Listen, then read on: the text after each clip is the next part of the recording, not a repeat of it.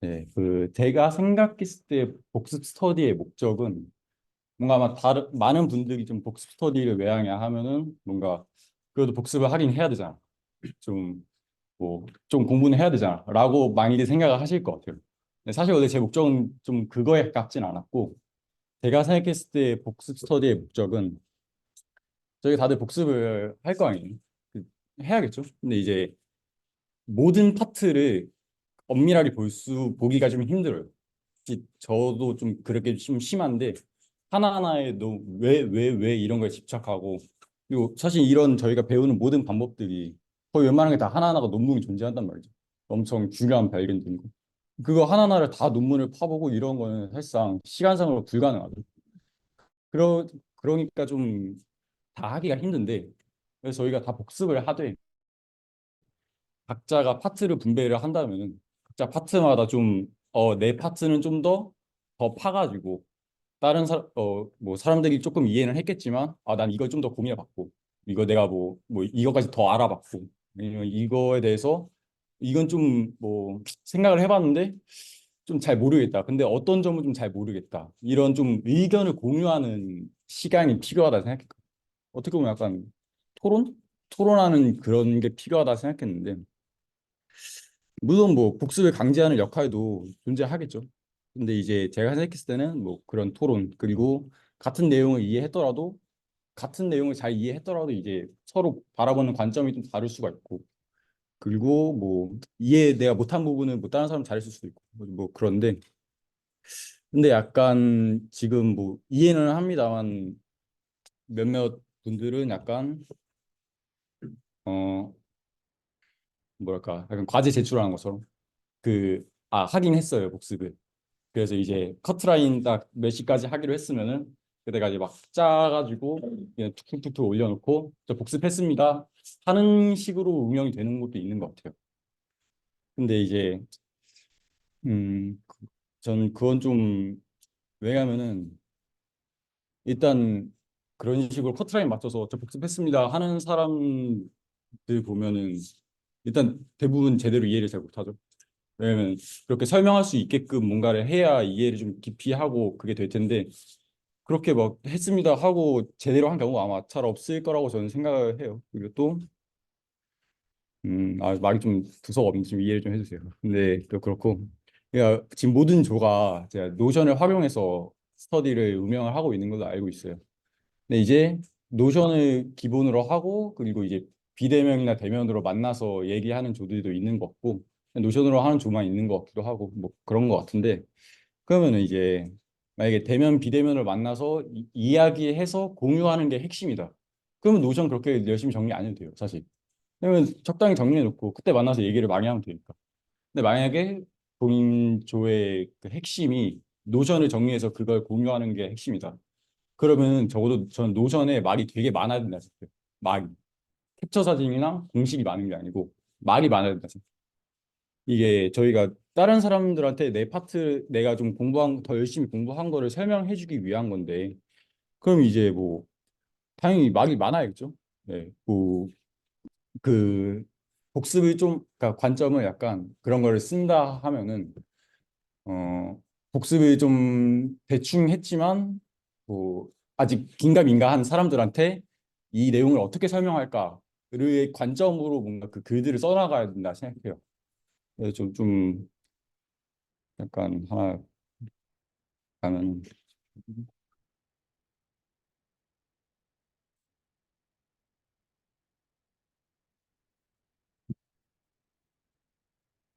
예, 보고 창현님이 써져 있죠. 그 칭찬을 하게 됐는데 창현님이 최근에 쓰신 걸 보게 됐는데 보시면 말이 많죠. 이런 텍스트가 참고 좀 이런 거. 그러니까 어떻게 보면은 뭐 교과서 나와 있는지는 저 잘 모르겠는데 교과서에 없는 내용들에 대한 이야기가 좀 많았으면 좋겠고 그리고 이렇게 누군가를 좀 이런 걸 보면은 만약에 내가 이걸 한번 교재를 훑기만 했는데 이거 보면 좀 더 이해가 잘 되겠죠. 뭐 내가 음, 네, 공부하고서 보고 싶은 내용을 좀 그렇게 구성을 했으면 좋겠어요.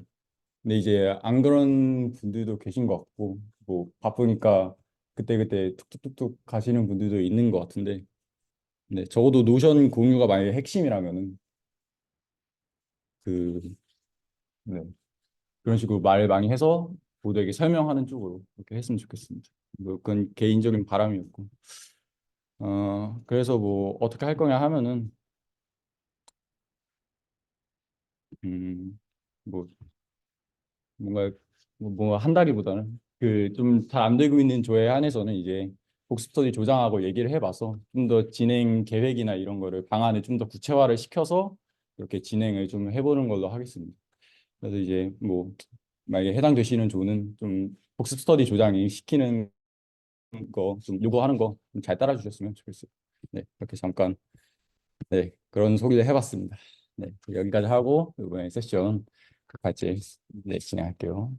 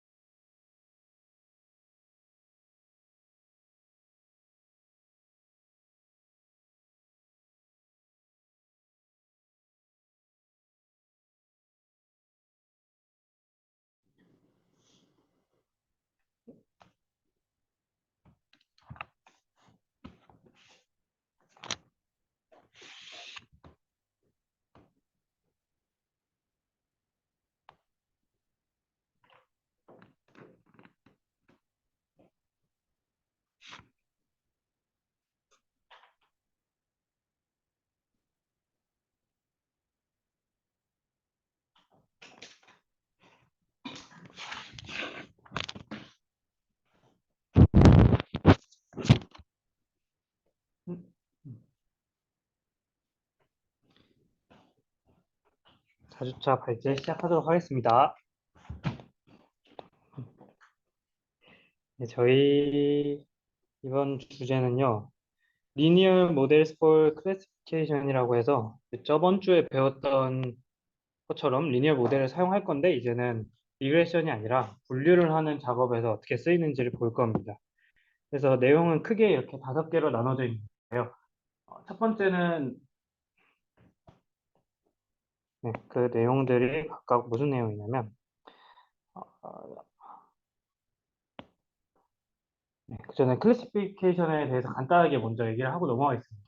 이번 장에서의 목표는 인풋 벡터 X를 K개의 클래스에 대해서 그 중에서 어떤 클래스 하나로 할당을 하냐 그거에 대한 내용인데 그래서 거기에 쓰이는 용어들을 앞으로 쓸 용어들을 말씀드리면 나눠진 그 영역들을 디시전 레전이라 하고 그 경계를 디시전 바운더리라고 하거나 디시전 서페이스라고 합니다. 그래서 이 장에서는 이 디시전 서페이스가 저 부분이 리니어 펑션인 경우에 한해서 볼 겁니다. 그래서 리니어 모델스 for 클래시피케이션이라는 제목이 됐고요. 그래서 결국 하고자 하는 거는 어떤 클래스냐를 볼 건데 그 클래스를 나타내는 게 이 t가 될 겁니다. 혹은 이거를 추정한 값으로 해서 나중에 y 값이라고 말하기도 할 건데 그래서 이 t 값은 정수 형태가 될 거예요. 그래서 바이너리인 케이스일 때는 0이나 1 둘 중에 한 값이 나올 거고요. 어, 더 많은 클래스가 많을 때는 1부터 k까지의 수가 가능해지게 됩니다. 근데 그거를 그냥 t가 뭐 t가 k 마이너스 이런 식으로 가는 게 아니라 여기서는 뭐 이런 원 오브 k 코딩이라는 스킬을 써서 뭐 예를 들어서 두 번째 클래스가 있다고 하면은 그냥 총 5개의 클래스 중에서 두 번째 클래스에 할당을 한다 하면은 이런 식으로 다 빈칸으로 넣어놓고 그 중에 하나만 1로 바꾸는, 해당 클래스만 1로 바꾸는 방법으로 타겟 밸류를 지정을 할 겁니다. 그래서 앞으로 나오는 노테이션에 대해서 그렇게 알고 계시면 되고요. 그래서 클래시피케이션을 어떻게 할 건지에 대해서 크게 세 가지 방법이 있습니다. 먼저 첫 번째로 다룰 거는 디스크리미넌트 펑션인데요. 그 바운더리에 대한 바운더리를 기준으로 분류를 할 건데 그거에 대한 함수를 직접 만들 겁니다. 그래서 직접 만들어서 인풋 벡터를 특정 클래스에 바로바로 할당할 수 있는 그런 식을 찾는 거를 목표로 할 겁니다. 혹은 이 두 번째처럼 조건 방류를 구할 수도 있는데요. x가 주어졌을 때 얘가 어떤 클래스에 배정될 확률들을 모든 클래스마다 각각 구해서 그 클래스가 나올 확률이 가장 높은 클래스에 배정을 하면은 제대로 분류가 됐다고 말을 할 수가 있겠죠. 그래서 그런 식으로 진행을 할 겁니다. 근데 여기서는 또 이 확률을 구하는 방법이 두 가지로 쪼개지는데 하나는 이 수식이 조금 삐뚤어진 거 양해 부탁드립니다. 하나는 이 분포를 사전에 설정을 할 겁니다. 그러니까 요 확률 값이 뭐 어떤 분포를 갖는다, 어떤 모양을 갖는다는 형태를 미리 지정을 해놓고 거기에 필요한 파라미터들을 데이터를 통해서 찾음으로써 그 모델을 좀 확실히 하고 그렇게 해서 이 확률 값을 구할 겁니다. 이 방법이 이제 디스크리미넌트 모델이라고 하고요. 두 번째로는 제너레이티브 모델이라고 해서 베이즈룰을 사용해 가지고 이 값을 구할 겁니다. 그러니까 구하고자 하는 게 x가 주어졌을 때 얘가 무슨 클래스일 거냐를 구할 건데 그거를 알기 위해서 이 프라이어랑 라이크로드를 사용을 해가지고 추정을 할 겁니다. 그리고 이제 추가적으로 여기에서 액티브 펑션이라는 개념이 또 나오게 되는데 클래시피케이션 같은 경우에는 리그레션은 그냥 값이 나오면 되지만 얘는 좀 정수값에 비슷한 형태가 나와야 돼서 어쩔 수 없이 이 대입한 식을 한 번 더 변형시켜주는 과정이 필요합니다. 예를 들면은 뭐 로지스틱 리그레션 같은 게 이런 식으로 변형을 해서 나오는 식을 뭐 좀 0이나 1값 좀 대입을 할 수 있게 만드는 것처럼 한 번 더 변형을 해주는 그런 과정이 필요한데 그때 쓰이는 함수가 요 액티브 펑션이라고 합니다. 그래서 이런 식으로 나온 데이터들을 다시 넣어서 요게 타겟 밸류를 추정하게 되는 값이 되고요. 그래서 이제 앞으로 t가 실제 클래스를 나타내는 값이고 여기가 이제 모델을 사용해서 추정한 클래스가 될 겁니다. 그거를 이제 yx라고 표현을 하겠습니다. 그리고 추가적으로 이런 형태를 제너럴라이즈드 리니어 모델이나 혹은 뭐 GLM이라고 부르기도 하는데 이렇게 리니어 결합이 된 거를 다른 함수에 넣은 형태를 GLM이라고 부릅니다. 여기 쓰이는 펑션이 액티브 펑션이라는 걸 알아두시면 되고요. 그래서 이제 1부에서는 여기까지 다룰 겁니다. 디스크리미넌트 펑션이랑 디스크리미넌트 모델 그리고 2부에서는 이 제너레이티브 모델을 포함해서 그 이후의 내용을 다루도록 하겠습니다. 자, 우선 디스크리미넌트 펑션으로 분류를 하는 거를 해보겠습니다.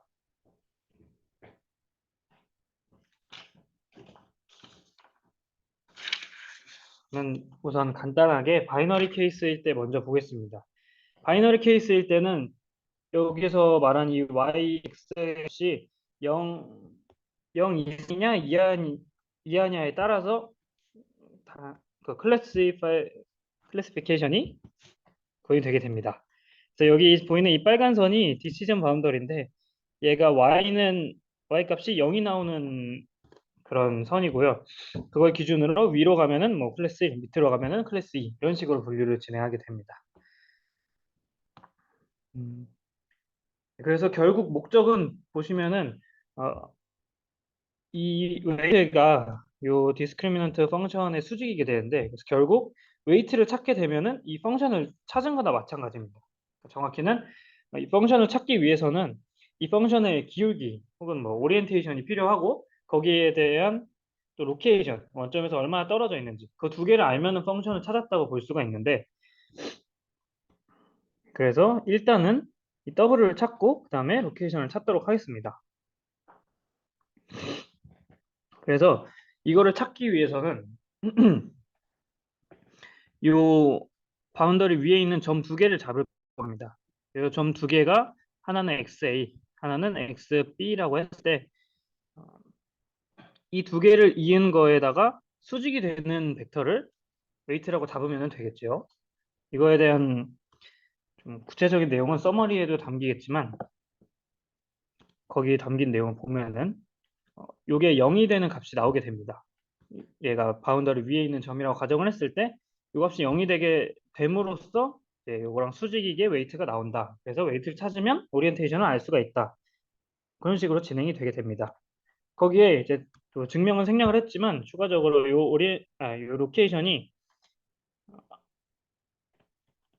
요 웨이트에다가 이렇게 된 요 모양이 나오게 됩니다. 그래서 기울기는 웨이트로 가고 거기에서 원점에서 요 정도 거리만큼 떨어져 있는 그런 게 바이너리 케이스일 때 디스크리미넌트 펑션이 된다 라고 알아놓으시면 될 것 같습니다. 거기에 추가적으로 이 각각의 펑션에서 x까지 얼마나 떨어져 있는지 요거를 측정하는 거는 r이라고 하는데 요 길이를 그 r은 이런 식이 나오게 됩니다. 역시 자세한 유도 과정은 서머리에 담아서 올려드릴 테니 참고하시면 됩니다. 그리고 이번에는 클래스가 더 늘어나서 멀티플 케이스 클래스일 때를 보겠습니다. 자, 이때는 우리가 그전에는 y가 0을 기준으로 뭐 장냐 크냐로 나눴는데 이제 케이스가 여러 개 되니까 간단하게 보면은 이 많은 클래스 값들 중에서 어떤 k 값이 이 나머지 y 값들에 대해서 구한 것보다 제일 클 때 그러면은 이 클래스를 k 할당하겠다. 그러니까 결국 그 액티베이션 펑션에 넣었을 때 그 값이 제일 크게 나오는 클래스에다가 할당을 하겠다는 얘기입니다. 그래서 멀티플일 때는 그런 식으로 진행이 되고요. 이렇게 형성됐을 때 만들어지는 디시전 레지언은 컨벡스하게 됩니다. 이 컨벡스라는 게 함수에도 적용이 되지만 이 비상. 자, 이런 오타가 있었는데 자, 이게 셋 집합에다가 집합도 컨벡스하다는 개념이 있습니다. 그래서 그거에 대한 새로운 정의를 여기 써놨는데 자, 이런 식으로 그러니까 간단하게 얘기를 하면은 어떤 집합이 이런 모양을 했고 거기에 대해서 두 점이 있을 때 이 두 점을 이은 선 혹은 두 점 사이에 있는 두 점을 이은 모든 점들이 그 집합에 다시 들어가게 되면은 그거를 그런 집합을 컨벡스하다고 봅니다. 그래서 만들어진 디시전 레전들이 다 이렇게 생겼다고 다 이런 특징을 갖는다고 보시면 됩니다. 그래서 그거에 대한 유도 과정 역시 좀 길어가지고 그것도 썸머리로 빼놨으니까 참고해 주시면 될 것 같습니다.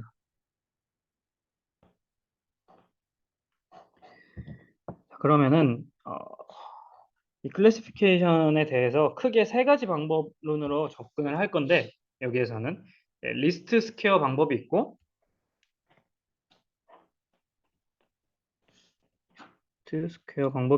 두 번째는 피셔스 AD 혹은 피셔스 리니어 디스크리미너라는 방법이 있고 세 번째는 퍼셉트론이라고 해서 퍼셉트론이라는 방법을 쓰게 되는 그 중에 첫 번째 리스트 스퀘어를 보겠습니다. 아유, 렉이 많이 걸리네.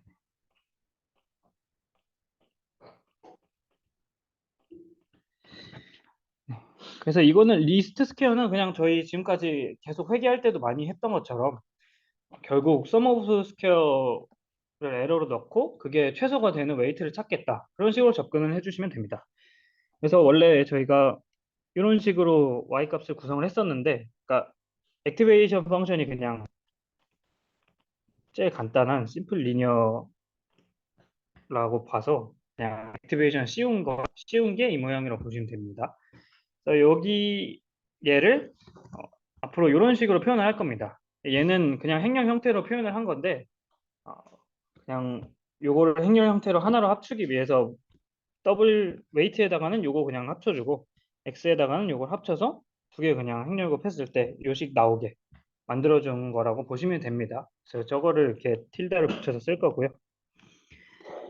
음, 그래서 아까 멀티플 했을 때 y 값이 제일 큰 거에다가 놨다는 것처럼 얘도 이 틸다들 해갖고 곱한 값이 제일 클 때 큰 그 클래스에다가 할당을 하도록 하겠습니다. 그래서 그런 식으로 에러 펑션 그러면은 에러 펑션이 어,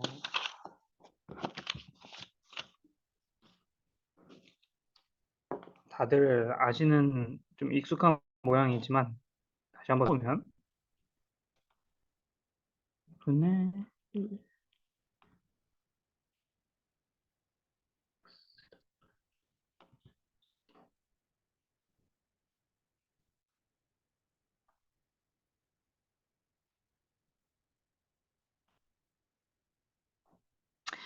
이런 식으로 나오게 됩니다. 그래서 이거를 최소화하는 건데 뭐 이런 거는 많이 해보셨으니까 저희 원래 하시던 방법대로 미분하고 0 될 때 찾아갖고 다시 넣어서 뭐 그런 식으로 찾으면은 웨이트가 저희가 알던 익숙한 식 이렇게 구해지게 됩니다. 그리고 그에 따라서 그 값을 그대로 넣어주면은 y 값도 이런 식으로 구하게 됩니다. 뭐 이거는 뭐또 했던 그동안 했던 거를 생각해서 보면은 기하적으로 접근하면 이번에는 저희가 추정하고자 하는 그 타겟 밸류가 여기에 있고 그거를 x인데 걔는 x 틸다에 대한 걸로 이렇게 추정을 하려고 하는 겁니다. 최대한 오차가 적게 되도록 요 길이가 짧게 되도록 하려면은 딱 프로젝션 된 부분에 돼야 되니까 그거에 대해서 진행을 한다고 보시면 됩니다. 그런데 여기에서 조금 이제 앞으로 복습 스터디 진행하실 때 헷갈릴 만한 내용이 있는데 여기가 트레이스로 구성이 되었고 이거를 미분하는 게 좀 처음 볼 수도 있습니다. 그래서 이 부분만 알았는데 트레이스한 애를 미분을 하면은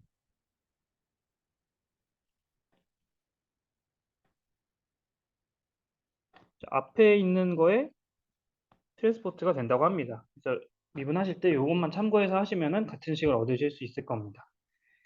그리고 이거는 뭐 사실 저희 아는 식들이 이미 여기 나와서 굳이 보실 필요는 없을 것 같지만 이 십자가 표시가 있습니다. 얘가 수도 인버스라고 하는 건데 저도 자세히는 모르겠지만 제가 알기로는 인버스 펑션을 구할 때 인버스가 정방인 행렬일 때만 구해지잖아요. 근데 그게 아니라 뭐 A가 어떤 행렬이 이런 게 아닐 때 이런 식으로 생겼을 때나 뭐 길쭉하게 생겼을 때도 인버스를 구해서 쟤를 옆에다가 같이 곱해내면 항등열이 나오도록 하는 그런 행렬로 알고 있습니다. 관심이 이런 선형대수 쪽에 관심이 있으시면은 한번 찾아보는 것도 좋을 것 같습니다. 은근 많이 쓰이는 개념이더라고요. 그래서 그런 식으로 찾으면 되는데 이 리스트 스퀘어의 문제는 아웃라이어에 민감하다는 단점이 있습니다. 여기 그림 보시면은 초록색은 아직 다루진 않았지만 로지스틱 리그레션으로 진행을 한 거고요. 보라색이 리스트 스퀘어로 진행을 한 건데 어, 얘가 여기 아웃라이어가 추가됐다고 해서 사실 모양이 안 바뀌어도 제대로 분류를 할 수 있는데 이게 추가되자마자 모양이 이렇게 흐트러지면서 분류도 조금씩 어긋나는 부분이 생기고 이런 식으로 아웃라이어에 민감하다는 단점이 있습니다. 그리고 또 이런 데이터에 대해서 분류를 이쪽이 이번에는 로지스틱인데 여기가 리스스케어 보시면은 저 초록색 부분이 제대로 클래시파이가 안 된 거를 볼 수가 있습니다. 혼자만 되게 적은 영역으로 나와가지고 또 이 나머지 부분에 대해서는 다 안 됐고 이러한 단점들이 좀 존재를 한다고 합니다. 그래서 또 새로운 방법을 소개를 드리도록 하겠습니다. 자, 이번에는 피셔스 리니어 디스크리미넌트 혹은 뭐 피셔스 LDA라고 해서 볼 건데 얘는 이제 차원 축소 기법이 살짝 섞인 분류 방법입니다. 그래서 얘를 이 자체에서 그냥 분류를 하는 게 아니라 요 점들을 어떤 한 직선을 구해가지고 이 직선에 대해서 얘네들을 다 프로젝션을 시키고 나서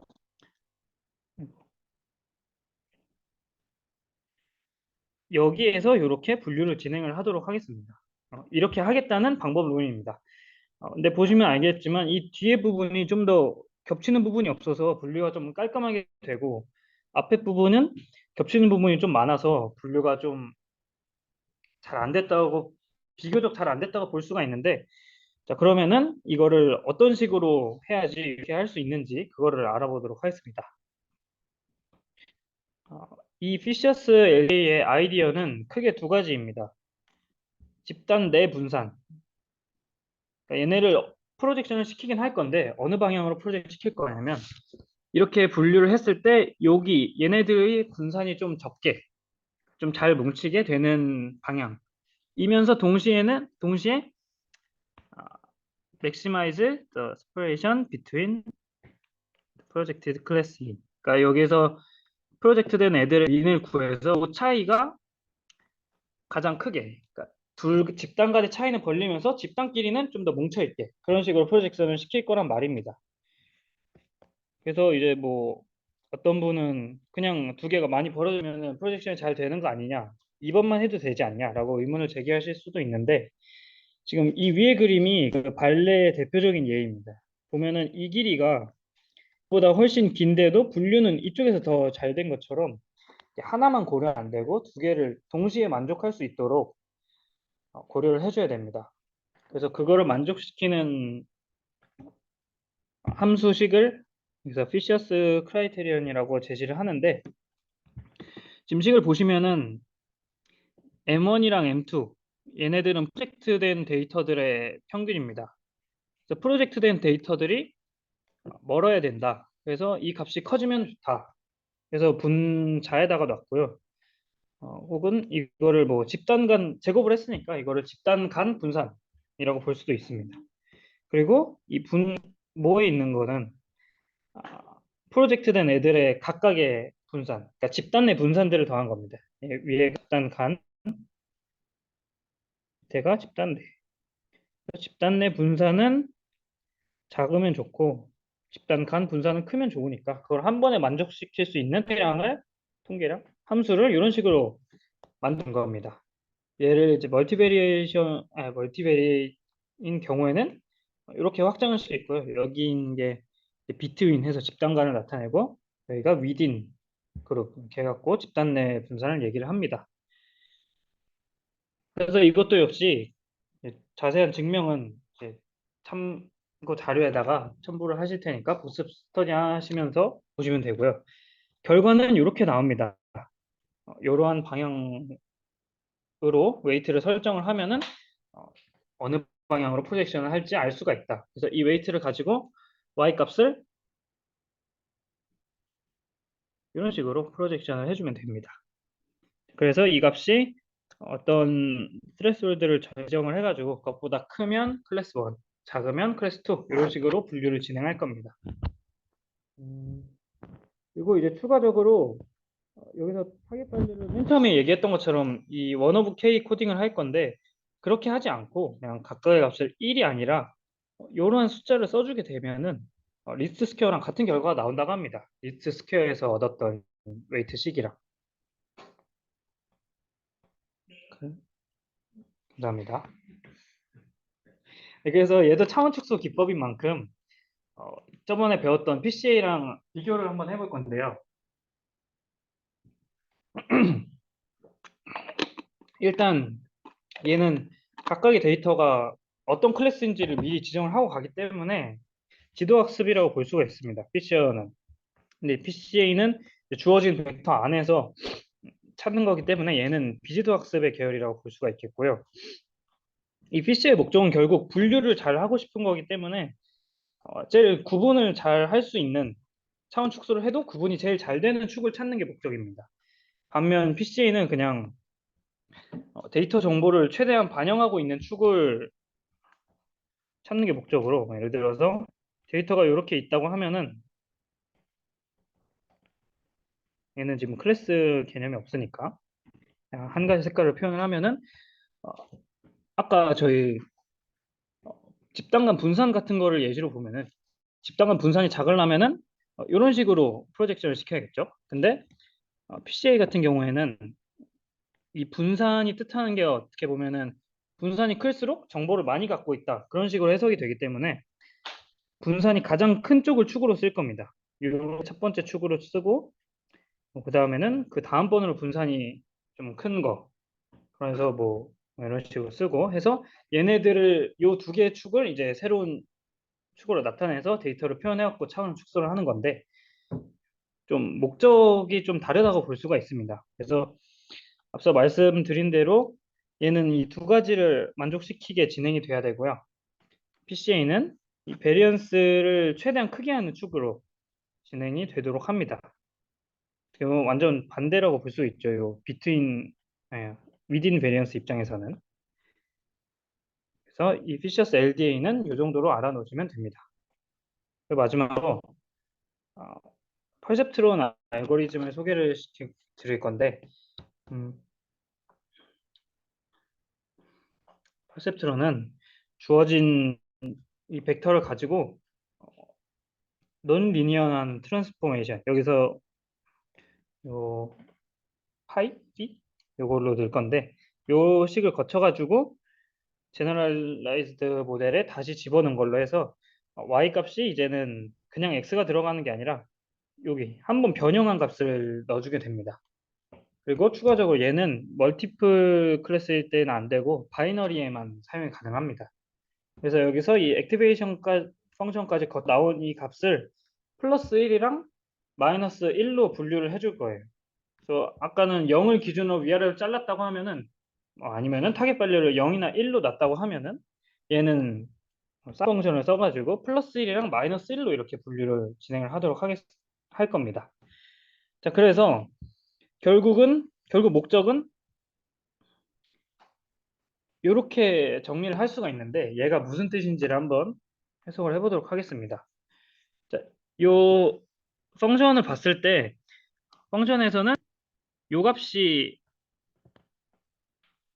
양수가 나오게 되면 여기가 플러스 1이 나오고 얘가 양수가 나오면 얘가 플러스 1이 나오고 얘가 음수가 나오면은 얘가 마이너스 1이 나옵니다. 그러니까 결국 내가 이렇게 추정한 거랑 추정해서 나온 그 부호랑 실제 타겟 밸류, 그러니까 뭐 실제 클래스를 반영하고 있는 그 값들을 곱하면 무조건 양수가 나와야 되는 구조입니다. 그러니까 양수가 나올수록 더 좋은 모델이라고 볼 수가 있는 거죠. 그래서 이것들을 합쳐서 에러 펑션을 만들 건데 합칠 때 뭐 양수가 된 거는 잘 된 거니까 빼고 미스클래시파이드에 된 포인트에 대해서만 에러 펑션을 구성할 겁니다. 그래서 그 집합을 M이라고 하는데 잘못 분류된 애들만 모아서 에러 펑션을 만들 거고 자 그러면은 잘못 분류된 얘네들은 전부 다 음수 값을 가지고 있겠죠. 거기다가 마이너스 붙여가지고 얘를 양수로 만들어서 저거를 최소화하도록 에러 펑션을 써줄 겁니다. 그래서 여기서는 저렇게 만든 다음에 얘를 스토캐스틱 그레디언트 디센트 방법을 써가지고 웨이트를 업데이트를 해줄 건데 저 스토캐스틱 SGD 저거를 제가 잘 몰라가지고 한번 알아봐서 또 잠깐 말씀을 드리도록 하겠습니다. 저희가 기존에 배웠던 GDM 메소드는 결국 여기가 저희가 원하고자 하는 그 옵티멀한 값이라고 했을 때 처음 밸류가 한 이쯤에 있다고 하면 여기서 이 방향을 바로 찾고 그러니까 디센트가 이렇게 감소하는 방향은 일단 찾아놓고 거기서 이제 러닝 레이트를 통해서 이렇게 같은 방향으로 이렇게 진행하는 방법입니다. 근데 이제 이 GDM 같은 경우는 어, 있는 데이터를 에러 펑션이 이제 하나로 구성이 돼 있어서 모든 데이터에 대한 에러를 다 합친 그거의 그레디언트를 구하기 때문에 매 업데이트를 할 때마다 전체 데이터를 이렇게 다 고려를 해야 돼서 데이터가 많아지면은 연산량이나 뭐 계산 비용 같은 데서 좀 손해를 볼 수도 있다는 단점이 있습니다. 그래서 그 부분을 좀 완화를 해준 방법론인데 얘는 랜덤으로 이게 지금 칸으로 나눠져 있지만 사실 데이터 포인트 하나하나를 얘기하는 겁니다. 그래서 랜덤으로 이 중에서 아무거나 데이터 포인트 하나를 뽑을 겁니다. 그래서 이거가 만드는 에러에 대해서만 그레디언트를 구해서 그거에 대해서 진행을 해줄 겁니다. 예를 들면은 그래가지고 이게 정확히 옵티멀한 값으로 안 갈 수도 있습니다. 어쨌든 데이터 포인트 하나만 고려를 한가 여기서 뭐 이렇게 갈 수도 있고 이런 식으로 막 좀 돌아다니다가 다소 돌아가는 감이 있기는 하지만 결국은 GDM이랑 같은 대로 그러니까 옵티멀한 대로 수렴을 한다는 방, 네, 그게 알려져 있고 또 계산 비용적인 면에서 하나씩 뽑아서 하기 때문에 좀 효율적이라고 볼 수가 있습니다. 거기다가 이제 얘는 뭐 로컬한 맥시멈이나 뭐 그런 쪽에 빠져버릴 수 있다는 단점이 있었는데 GDM은 얘는 하나씩 가기 때문에 좀 그런 거에 빠져도 좀 탈출할 수 있는 그런 가능성이 있다. 무조건 탈출한다. 무조건 옵티멀한 대로 간다는 건 아니지만 탈출할 수 있는 가능성이 있어 좀 더 그런 위험을 완화시켜주는 그런 방법이라고 보시면 됩니다. 그래서 그런 방법을 써가지고 이제 데이터 포인트 하나하나 여기도 보시면 이 하나만 쓸 건데 이 하나하나로 웨이트를 업데이트를 해주는 방식을 사용을 할 겁니다. 수식 같은 거는 일단 제외하고요. 팀으로 정확히 어떻게 돌아가는지를 보겠습니다. 자, 일단 여기서 얘가 미스클래시파이드 된 부분입니다. 그러니까 위에를 지금 블루라고 보고 밑에를 레드라고 본 건데 위에 레드가 갔으니까 일단 저 동그라미 친 부분에 대해서 저 데이터를 가지고 업데이트를 해줄 겁니다. 일단 여기에서 웨이트를 가지고 그레디언트를 구하면은 이런 모양이 되겠죠. 그거를 지금 있는 위치에서 그대로 옮겨와가지고 이렇게 붙여줄 겁니다. 물론 길이는 여기 이게 붙었으니까 길이는 좀 달라질 수 있는데 방향을 그대로 갖고 와가지고 현재 잘못 추정된 이 웨이트에서 여기 그레디언트를 이렇게 적용을 시켜줄 겁니다. 그러면은 이제 웨이트가 요점이 되겠죠. 이런 모양으로 새로 업데이트된 웨이트는 이렇게 옮겨진 요점에 대해서 이렇게 진행이 될 겁니다. 그래서 이 모양이 지금 여기 보이는 이 화살표고요. 자, 그러면 여기에도 이번에 또 잘못된 포인트가 있으니까 거기에 대해서 다시 그레디언트 구하고 수직인 거 그거를 또 뭐 러닝 레이트 비슷하게 요 에타카 곱해서 잘된 웨이트에 또 이렇게 넣어주고 그러면은 웨이트가 이번엔 이런 식으로 업데이트가 되는데 이제 분류가 완전히 제대로 이루어진 거를 볼 수가 있죠. 자, 근데 음,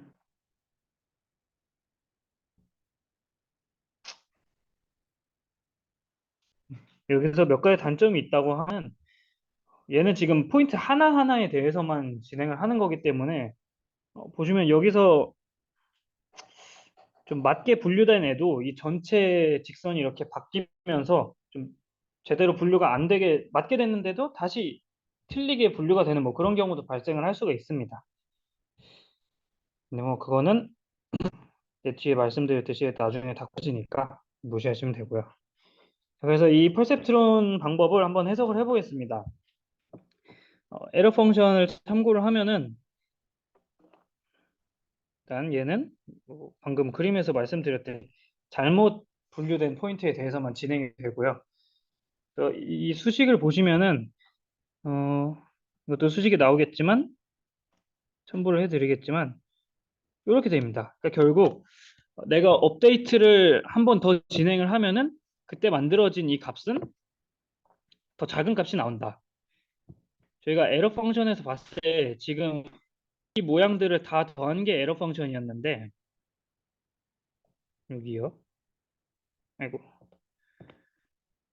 그 에러 펑션에 기여하는 그 항의 크기가 작다는 뜻입니다. 그러니까 결국 에러가 줄었다고 볼 수가 있겠죠. 그래서 해당 데이터 포인트에 대해서는 에러가 줄는 방법론이라고 보시면 됩니다.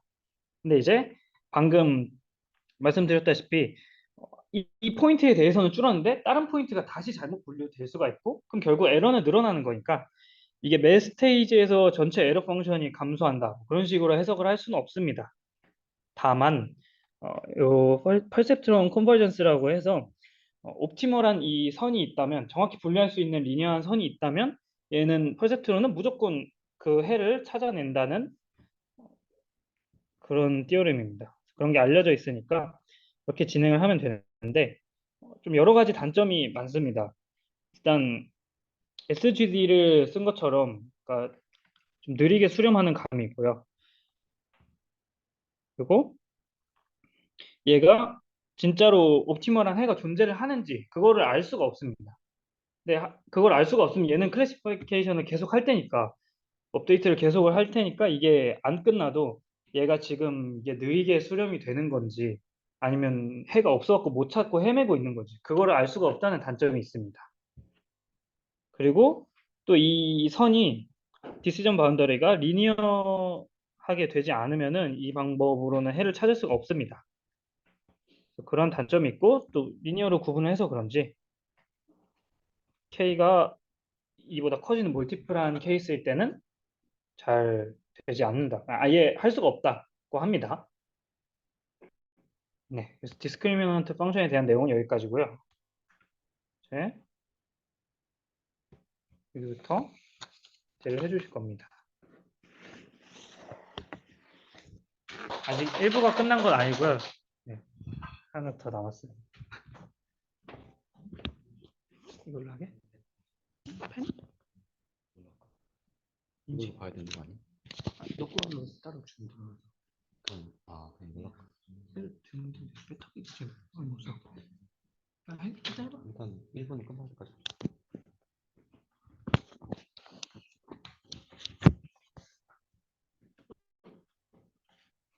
이어서 발표 진행하겠습니다.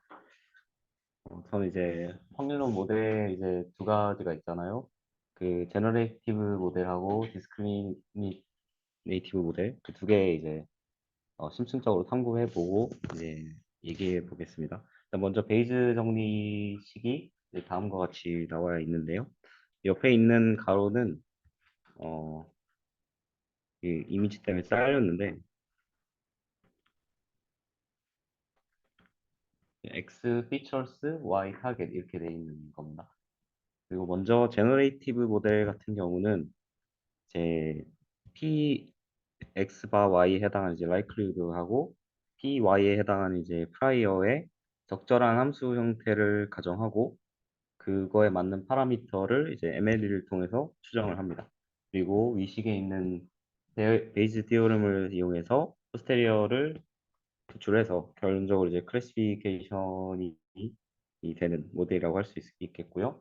그리고 밑에 디스크리미네이티브 모델 같은 경우는 이러한 이제 likelihood랑 이제 prior의 가정 없이 포스테리어의 이제 함수 형태를 한 번에 가정하고 이제 그에 맞는 파라미터를 추정하게 됩니다.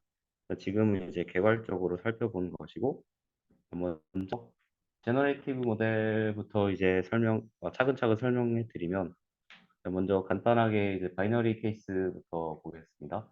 베이즈 정리에 따라서 이제 클래스 1에 대한 포스테리어를 이제 아래와 10과 나타낼 수 있잖아요. 다들 아시겠지만. 그리고 이 포스테리어를 좀 간편하게 액티베이션 펑션을 활용해서 나타내기 위해서 시그모이드, 로지스틱 시그모이드 함수를 사용할 것입니다. 그래서 아래 나와 있는 시그모이드 함수로 이제 포스테리어가 표현이 되고요. 여기서 A가 이제 로지 또는 로그 오츠라고 해서 이 해당하는 요식으로 표현이 되겠습니다. 그리고 이제 참고사항으로 이제 로지스틱 시그모이드 역함수 이제 로짓 펑션이라고 하게 된다고 합니다. 이제 만약에 K가 이제 2보다 이상, 그러니까 클래스가 여러 개일 경우 일반적인 경우에는 시그모이드가 아니고 소프트맥스 함수를 사용하는데요. 마찬가지로 이제 클래스 K에 대한 포스테어를 이제 이 밑에 수식과 적으면은 다음과 같이 표현이 되고 이것을 이제 소프트맥스 함수로 간단하게 표현할 수 있다라고 일단 지금은 알고 계시면 될 것 같습니다. 그리고 이 해당하는 여기에서 AK는 activities라는 것이고요. 그리고 앞에 나왔던 A랑은 이 식은 다릅니다만 이 하는 역할은 비슷하다라는 정도로 네, 설명드리겠습니다. 그래서 일단은 K가 2인 경우랑 K가 2보다 이상인 경우랑 두 가지를 써놨는데 K가 2 이상의 경우가 K가 2를 포함한다고 볼 수 있는 이유가 결국에는 이제 시그모이드든 소프트맥스든 포스트레이어를 설명하기 위한 수단이잖아요. 그래서 이 멀티클래스에 해당하는 이 소프트맥스 펑션이 사실은 이 K가 2일 때 시그모이드 함수로 표현한 포스테리어랑 똑같다. 그래서 결국은 이 바이너스 클래시피케이션의 시그모이드를 활용한 이 포스테리어는 결국 이 소프트맥스를 활용한 포스테리어의 일부이다라고 할 수 있겠습니다. 그래서 결국에는 이 액티베이션 A나 이 AK가 왜 중요하냐 하면은 시그모이드나 소프트맥스 함수는 이제 보시다시피 널리니얼한 그런 형태를 가지고 있잖아요. 그래서 여기에 이제 들어가는 값, 즉 액티비티스가 마찬가지로 널리니어하게 된다면은 해석이 상당히 어려워질 것입니다. 그래서 최대한 선형으로 만드는 것이 중요한 이제 과제라고 하겠습니다. 먼저 예시를 들어보기 위해서 그 연속 변수, 연속 피처를 먼저 살펴보겠습니다. 그래서 가우시안 정기분포를 이제 가장 활용하게 될 거잖아요. 거기에 이제 추가적으로 이제 같은 공분산 행렬을 이제 공유한다는 가정하에서 밑에처럼 이제 그 각 클래스에 해당하는 density 펑션이 밑에 나와 있습니다. 그리고 이제 바이너리 인케이스라고 한다면은 그 클래스 1에 대한 포스테어를 밑에 식으로 나타냈고요. 그 시그마 안에 들어있는 게 이제 그 로짓 그 A에 해당하는 것입니다. 그래서 밑에 근데 그 A가 X에 대한 선형으로 나타내는 거를 이제 확인할 수 있는데요. 여기 W나 W0를 보시면은 X에 종속되지 않는 식이기 때문에 그 액티베이트 액티비티스가 이제 X에 대한 선형으로 나타냈다. 그래서 포스트에 대한 해석이 가능할 것으로 보인다라고 네, 그렇게 나와 있습니다. 그리고 다음으로 이제 K가 이번에는 이제 멀티일 경우, 이제 두 개 이상의 경우에 마찬가지로 클래스 K에 대한 포스트웨어가 다음과 같이 나타나 있고, 그리고 이 역시 그 해당하는 액티비티스 또한 이제 선형적으로 나타나는 것을 확인할 수 있었습니다. 그리고 만약에 앞에 나와 있던 경우들은 이제 같은 공부사 행렬을 공유하는 과정을 거쳤는데요. 만약에 이 같은 공부사 행렬이 아니고 클래스마다 공부사 행렬이 이제 다 각각 다른 고유하다고 한다면 디시전 바운더리가 리니어하지 않게 됩니다. 일단 그림에서 보시는 것처럼 초록색하고 빨간색 클래스는 같은 코베리언스를 가지고요. 그다음에 파란색은 위 두 개와는 다른 코베리언스를 가지는데요. 이 초록색과 빨간색 같은 경우 이제 같은 공부사 행렬을 가지면은 디시전 바운더리가 오른쪽 이제 포스트레어를 나타내는 그림인데 리니어하게 나오는 것을 확인할 수 있고 초록색과 파란색 또는 이제 빨간색과 파란색의 이제 디시전 바운더리를 보면은 포스트레어를 나타내는 그래프에서 디시전 바운더리가 이제 넌리니어하게 정확히는 이제 쿼드라틱이라고 하는데 거기까지는 제가 왜 쿼드라틱인지는 잘 모르겠습니다. 그리고 이제 본격적으로 이런 그 포스테리어에 대한 해석을 어느 정도 했고, 그리고 결국에는 이제 제너레이티브 모델을 어떻게 추정할 것이냐, 파라미터를 추정할 것이냐를 살펴보면은 이제 맥시멈 라이클리후드 에스티메이션을 쓸 건데요. 먼저 이 바이너리 케이스의 경우에서 그 클래스 컨디셔널 덴시티를 앞서 얘기했던 이제 같은 코베리언스를 가진 정규 분포 로 가정하고 그리고 프라이어를 이제 클래스가 1일 때를 파이라고 가정하겠습니다. 클래스 2일 때는 이제 1-파이가 되겠죠. 그리고 여기서 타겟 변수 t의 의미는 t가 1일 때 클래스 1이고 t가 0일 때 클래스 2다 이렇게 일단은 가정을 하고 시작하겠습니다. 그리고 그리고 이제 각각의 이제 클래스에 해당하는 그 조인트를 구하게 될 건데요. 먼저 클래스 1에 해당하는 이제 조인트를 구하면 위식과 나타나게 되고 여기서 이제 t가 1이기 때문에 잘 생각해 보시면은 바로 나오실 거라고 생각하고요. 그리고 클래스 2 같은 경우 조인트를 구했을 때도 위 두 식으로 나오게 됩니다. 그래서 위 두 식을 이제 고려해서 한 번에 이제 라이클리후드를 계산하자 하면은 이제 참고할 사항이 이제 t가 1일 때 클래스 1이고 t가 0일 때 클래스 2 이걸 고려해서 밑에 라이클리후드 식으로 나타내게 됩니다.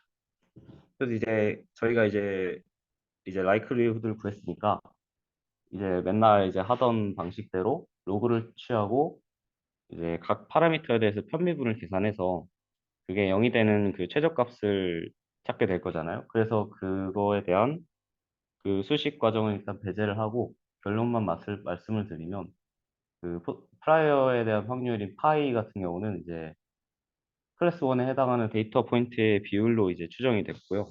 그렇게 해석을 할 수 있겠고요. 그리고 뮤1과 뮤2 같은 경우는 각 클래스에 해당하는 인풋 벡터의 평균이다. 그리고 마지막으로 이제 그 같은 공분산 가정한 그 코베리언스 매트릭스는 각 클래스의 코베리언스 매트릭스의 그런 데이터 개수를 반영한 가중평균 값이다라고 할 수 있겠습니다.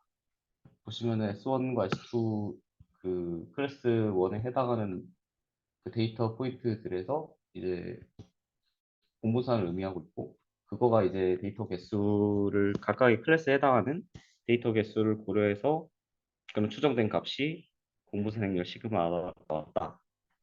여기까지고요.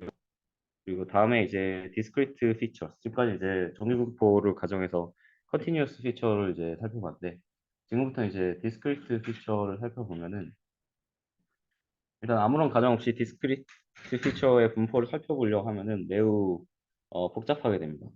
왜냐면은 예를 들어 어떤 바이너리 베리어블이 이제 있다고 할 때 그리고 그 바이너리 베리어블이 이제 1이 될 확률이 뮤라고 일단은 여기 안 적어놨는데 그렇게 가정하겠습니다. 그랬을 때 이 베리어블에 이제 D개의 인풋이 주어지면은 이 분포를 해석하는 데는 2의 D승계의 그 경우의 수가 존재하잖아요.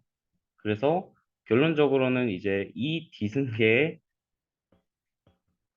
마이너스 1개의 이제 변수들이 포함하게 됩니다. 왜냐하면은 각각의 확률 값을 모두 더하면 1이기 때문에 그 자유도 측면에서 하나를 빼줘서 이제 독립변수가 2D-1개요. 그러니까 이렇게 이제 어떤 분석을 하기에는 너무나 그런 복잡성이 커지는 거죠. 그래서 적절한 가정을 도입하기 위해서 네이브 베이스 어썸션을 하게 됩니다. 그 어썸션이 최소한 이제 같은 클래스에 속해 있는 이제 피처스 인풋들은 이제 서로 인디펜던트라고 가정을 하자. 그랬을 때 각각의 이제 클래스 컨벤셔널 덴시티를 밑에와 같이 표현하게 됩니다. 그리고 이에 맞춰서 이제 그 클래스 컨디셔널 덴시티를 표현했으니까 그 포스테리어를 찾기 위해서 해당하는 액티베이션을 구할 건데요. 여기서 이제 액티베이션은 이제 앞서 K가 2일 때 그 소프트맥스의 함수에 넣을 AK입니다. 그래서 요 식을 이용해서 요거를 고려해서 넣으면은 계산 과정을 배제하고 이렇게 되고요. 그래서 결국에는 식을 보시면 아시겠지만은 이 액티베이티즈가 이제 X에 대한 선형 결합을 나타난다라는 걸 확인했습니다. 그래서 결국 이제 앞에 있던 컨티뉴어스 피처스하고 이제 디스크리트 피처스가 이제 모두 이제 포스티리어 해석에 이제 적합하다 정도를 이제 확인했는데 그렇다면 이제 그러한 것들을 모두 한꺼번에 일반화를 한번 시도해 볼 수 없겠냐 하는 측면에서 이 우리 그 이주차인가요? 그 지수족 이주차에서 배웠던 이 지수족을 도입해서 일반화를 시도해 보겠습니다. 일단은 그 지수적 분포를 아래 밑에 같이 식으로 이제 쓸 수 있겠고요. 이 지수적 분포 중에서도 그 UX가 X인 디스트리뷰션에서 I로 한정을 하고 그다음에 스케일 파라미터를 S를 이용하면은 밑에와 같이 표현이 됩니다. 그리고 이에 많은 액티베이션을 이 K가 2일 때는 시그모이드 함수에 넣을 액티베이션인 거고요. 그다음에 K가 2 이상일 때는 이제 소프트맥스 함수에 넣을 액티베이션이 될 건데 각각은 이제 계산 과정 생략하고 결과만 보게 되면은 X에 대한 이제 선형 결합으로 나타나는 걸 확인할 수 있겠습니다. 추가적으로 이제 그 계산이나 아니면 증명 과정이 필요하다면 제가 서플라이 그 자료에 이제 추가하겠습니다. 일단 여기까지 하고 또 잠깐 종료하겠습니다. 8시 10분에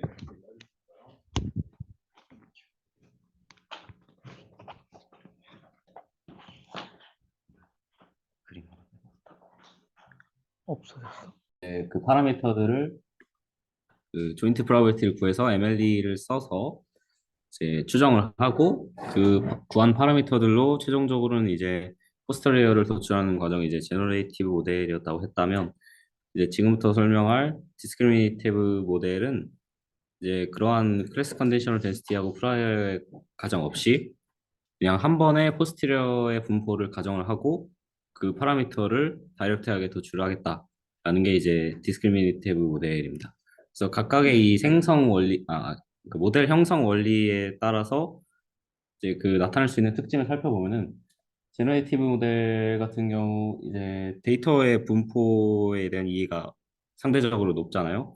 그래서 예를 들어 그 PX 데이터 인풋 데이터 분포 PX를 계산해서 아웃라이어 디텍션 같은 접근이 가능하고 또 당연히 그 클래스 컨디션에 대한 그런 분포도 접근이 가능하겠죠.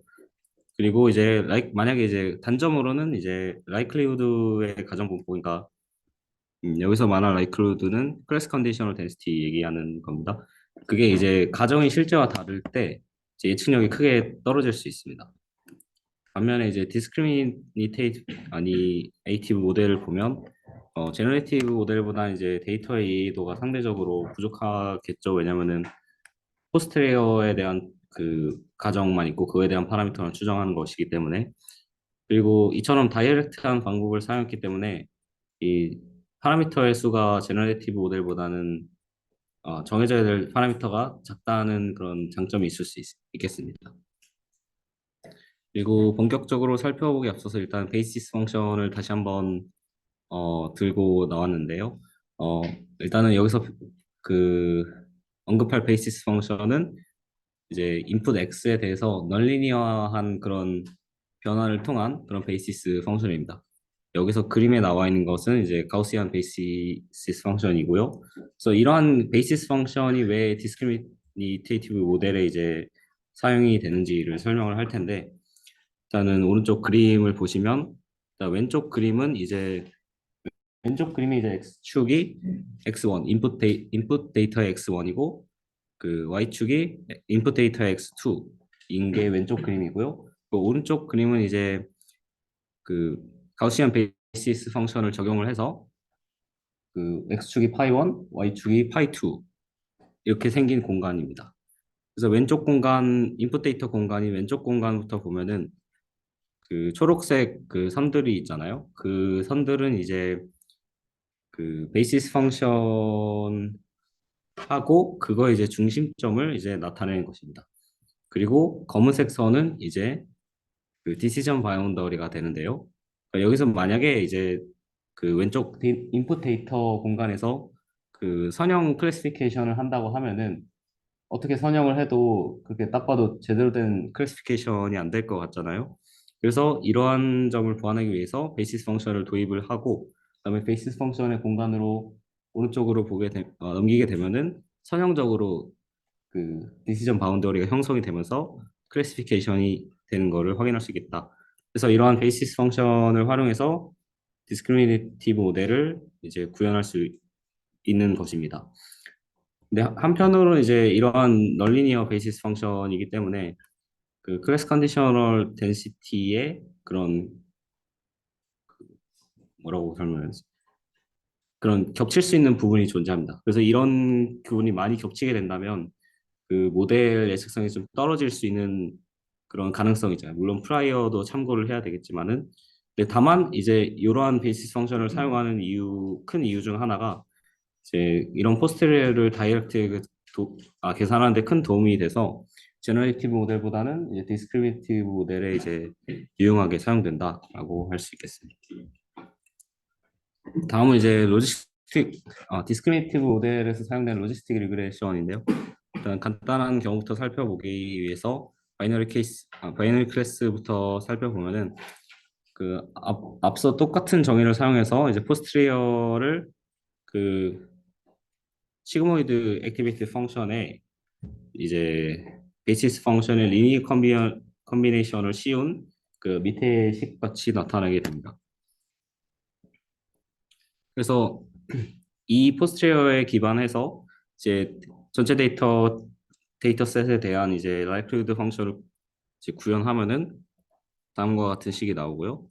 그리고 저희가 이제 라이클리후드 펑션을 구했으니까 앞에서 이제 똑같이 하던 대로 이제 로그를 취하고 로그를 취해서 이제 죄송합니다. 그게 아니고요. 이제 로스 펑션을 이제 정의를 할 텐데 앞에는 그냥 MLE를 썼지만 여기서는 그냥 MLE를 쓰지 않고 어떤 이 시그모이드 함수가 이제 넌리니어하기 때문에 그 어떤 뉴턴 랩소드 같은 그런 이터레이티브한 방법을 쓰게 될 겁니다. 그래서 MLE를 그대로 쓰는 게 아니고 그 마이너스 로그 라이클리후드를 로스 펑션으로 정의를 한 다음에 다음과 같은 식으로 나타내게 됐고요.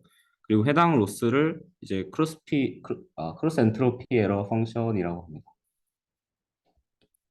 그러면 이제 로스 펑션을 저희가 정의를 했으니까 이거에 대한 이제 미분을 통해서 최적화를 하기 위해서 이제 그레디언트를 구하게 될 텐데 그 그레디언트를 구하기 앞서서 시그모이드의 미분을 오른쪽 위에 여기 적어 놓았고요. 이 식을 활용해서 이제 그레디언트를 구하면은 계산 과정을 생략하고 아래와 같이 식이 나타냅니다.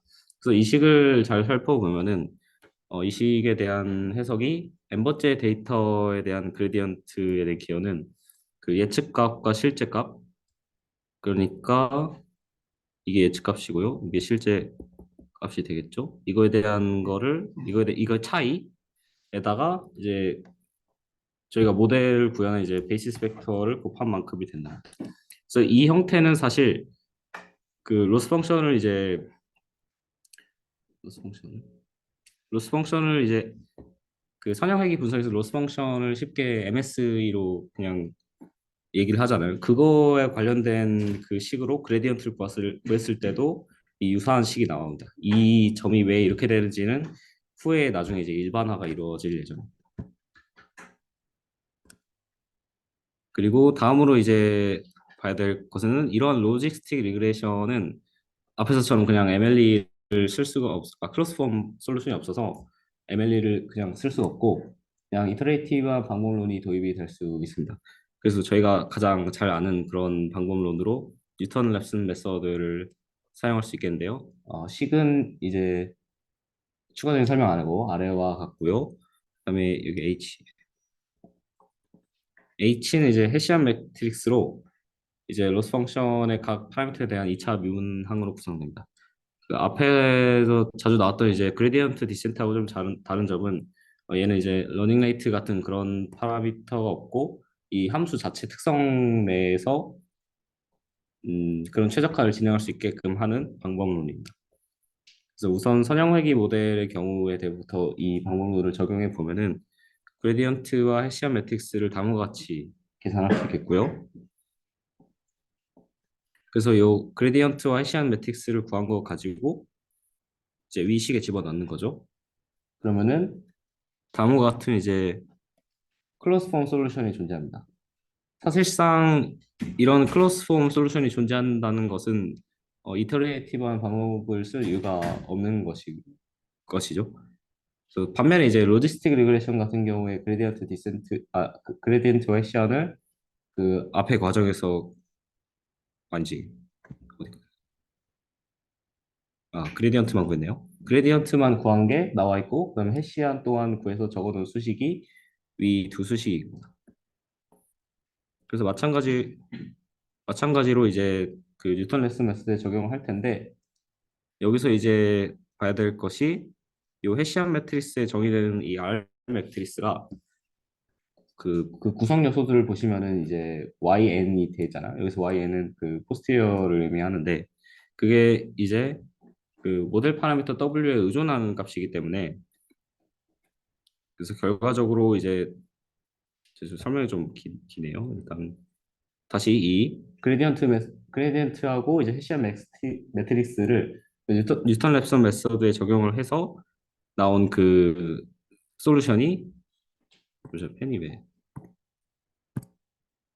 네, 이렇게 됩니다. 근데 여기서 아까 언급했다듯이 이제 R이 이제 모델 파라미터 W에 의존하는 값이란 말이에요. 그래서 이게 지금 크로스폼 솔루션처럼 보이지만은 크로스폼 솔루션이 아니고 그래서 이제 결과론적으로는 이제 이터레이티브한 방법을 구해야 되겠다라는 겁니다. 그래서 이제 솔루션의 형태를 보시면 이제 저희가 회귀 분석에서 배웠던 웨이티드 리스트 스퀘어 리그레션의 형태와 매우 비슷한 것을 알 수 있겠습니다. 그래서 근데 여기서 얘는 이제 이터레이티브한 방식을 사용하잖아요. 그래서 이 방법론 전체를 이터레이티브 리레이티드 리스트 스퀘어라고 부른다고 합니다. 여기까지 이제 K가 2일 때 로지스틱 리그레션을 살펴보았고요. K가 2 이상일 때 멀티클래스 클래시피케이션의 경우 클래스 K에 대한 포스테리어를 소프트맥스 함수를 이용해서 아래와 같이 나타낼 수 있습니다. 여기서 그 다음에 이제 여기서는 원 오브 K 인코딩을 이용해서 라이클리후드를 계산하게 될 건데요. 그래서 전체 데이터셋에 대해서 그 라이클리후드를 계산한 값이 밑에 식이고요. 그리고 아까 했던 것처럼 라이클리후드를 계산했으니까 그 로스 펑션을 구하기 위해서 마이너스 로그 라이클리를 계산을 이 마이너스가 맞아. 잠시만요.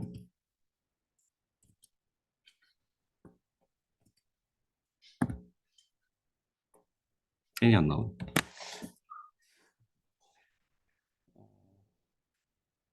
그래서 어디까지 했죠? 라이클리후드를 계산하고 그다음에 마이너스 로그 라이클을 이제 계산해서 크로스 엔트로피 에러 펑션까지 유도가 된 게 이 식입니다. 그래서 이제 에러 펑션을 유도했고 그레디언트와 해시안을 구하기 위해서는 이제 소프트맥스에 대한 편미분이라고 해야 되나요? 어쨌든 그거에 대한 그 미분을 진행하기 위해서 포스트랩 파라미터를 이제 ML을 구하기 위해서 액티베이션에 대한 편미분을 모두 구해서 약간 시그모이드 그 함수꼴과 약간 비슷한 형태가 나오죠.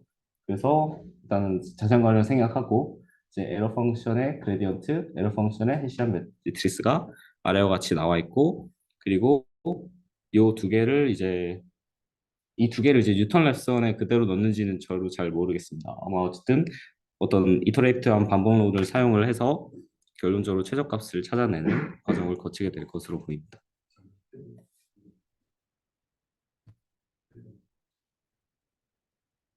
어떤 거? 어, 했나?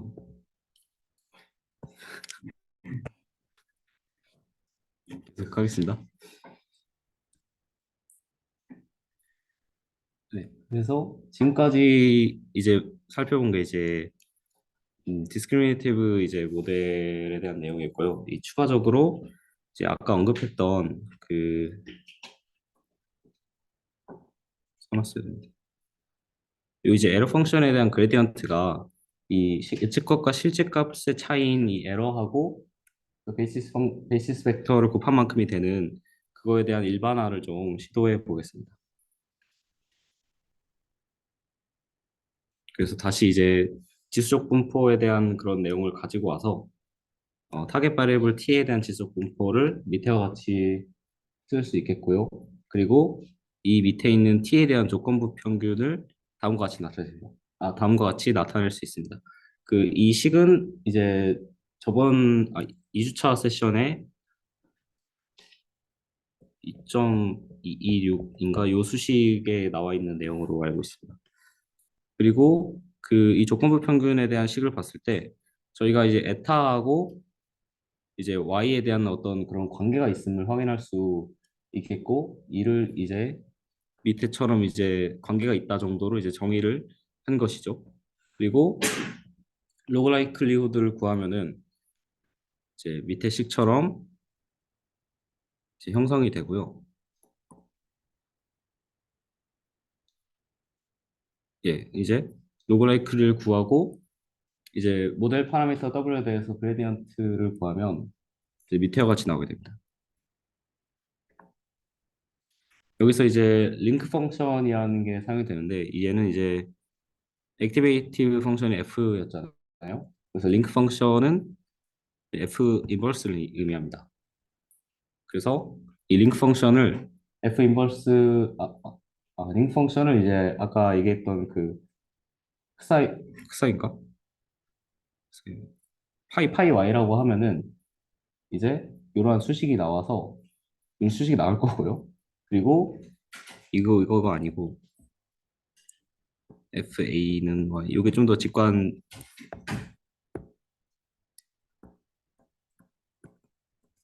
요식이 좀 더 직관적으로 보일 거잖아요. 그래서 그, 그 관계랑 요 관계를 엮어서 요식이 나옵니다. 그래서 요식을 다시 그 그레디언트 그 로그라이클리후드의 그레디언트를 구한 값에 넣으면은 최종적으로는 이제 요식이 나오게 되는 것이죠. 그래서 요식을 봤을 때 이제 지수적 분포를 따르는 그런 타겟 베리어블 t라고 했을 때는 그 그러니까 에러 펑션의 그레디언트가 이제 예측값과 실제값의 이제 차이에 베이시스 벡터를 곱한 그 형태가 나온다라는 것까지가 이 내용입니다. 그리고 다음에 알아볼 것은 이제 프로빗 리그레션이라고 해서 이제 만약에 지금까지 이제 클래스 컨디셔널 덴시티가 지수적 분포를 따르는 거를 가정했잖아요. 근데 만약에 이제 그런 지수적 분포를 따르지 않았을 때 어떤 그런 방법론을 적용해서 클래시피케이션을 진행할 것인가. 그랬을 때 저희가 이제 시그모이드나 소프트웍스 같은 그런 함수들을 사용하지 않고 따로 이제 임기값 세타를 설정을 해서 액티베이션 펑션을 정의해 볼 수가 있습니다. 그래서 다시 바이너리 케이스인 경우 이제 타겟 베리어블이 1일 경우를 이제 FA라고 했을 때 이제 임계점 세타를 도입하면은 다음과 같은 분류 모델을 만들 수 있어요. 그래서 이 세타가 이제 그러니까 액티비티스가 세타보다 크게 되면은 이제 타겟 베리어블을 이제 1로 설정을 하고 그렇지 않은 경우는 이제 0으로 설정하는 의미고 이건 지워주세요. 없는 얘기고 그리고 오른쪽 그림을 이제 추가적으로 설명을 해야 약간 보충적인 이해가 가능할 것으로 보이는데 일단 파란색 이 그래프가 세타에 대한 어떤 디스트리뷰션입니다.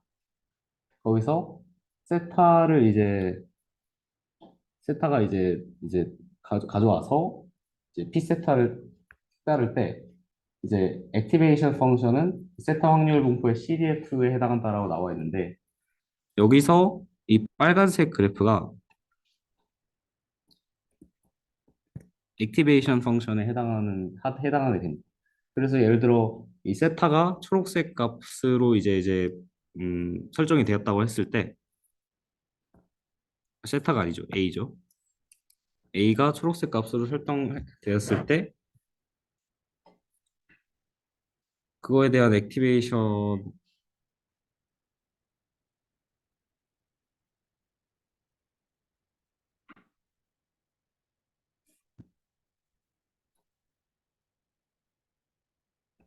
그거에 대한 액티베이션의 그 값이 이 파란색 분포에 해당하는 이 초록색 면적 보이시나요? 이 분포의 면적에 해당하는 값이 이제 들어가게 되는 것이죠.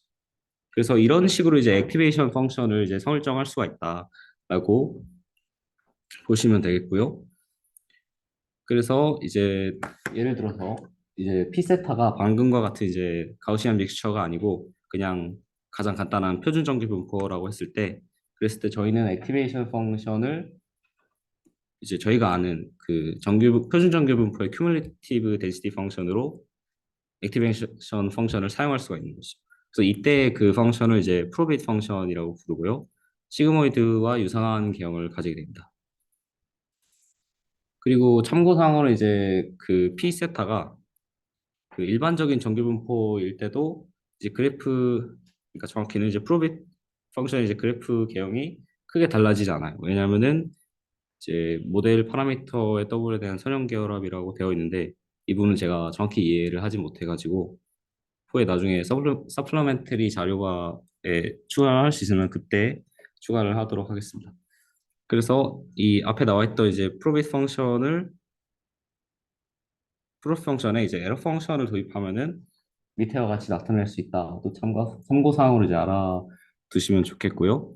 그리고 마지막으로 이제 로지스틱 리그레션하고 이제 프로빗 리그레션을 비교해 볼 텐데 그 각각에 해당하는 액티베이션 펑션이 시그모이드 함수하고 프로빗 함수잖아요.